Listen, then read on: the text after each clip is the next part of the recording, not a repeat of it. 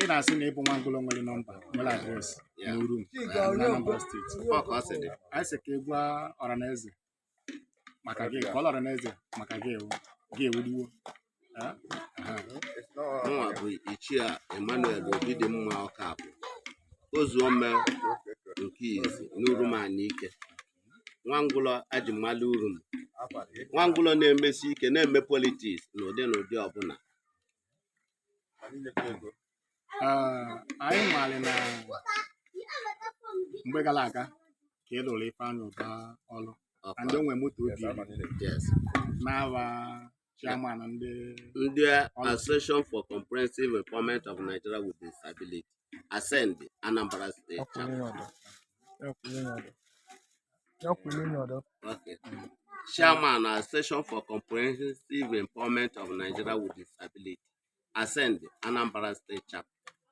Office mode n'aka na GTC. And aka m abịa since 2012 ruo na nwa ka bụ chairman na Anambra State. Na party no, ọ bụrụ before party Ifeanyị Ụba abụgo m chairman, ọ bụrụ party ga ndị bụ n'awa ndị ọlụsị ma ikpuli isi ma ịdala ogwu ma ihe mere n'ụkwụ ma ọ bụ n'aka na Anambra steeti. Mụ nwa bụ chairman ya na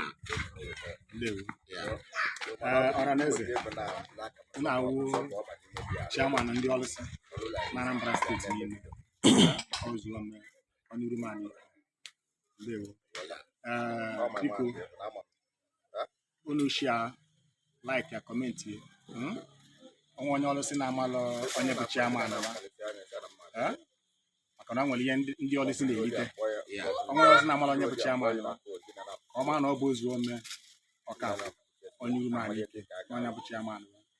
Onye chọkwu ịma ebe a na-eme meeting, o jụọ ese ebe Federal Science and Technology Ọka dị n'ime ebe a, n'ime skuulu ahụ nke a na-akpọ GTC, n'ime ebe a ka ofisi anyị dị na Anambra steeti. Second Wednesday every month ka anyị ji anọ ebe a. Onye chọrọ ịgwa anyị ọbịa ebe ahụ. Kedu nọmba a ji enweta unu? Okay, nọmba m bụ 081 45 66 3085. Nọmba m bụ 081 45 66 3085. 3085. So nke sekretarị m bụ 080 34 34 83 35. 080 secretary number 080 34 34 83 35. Ozuome.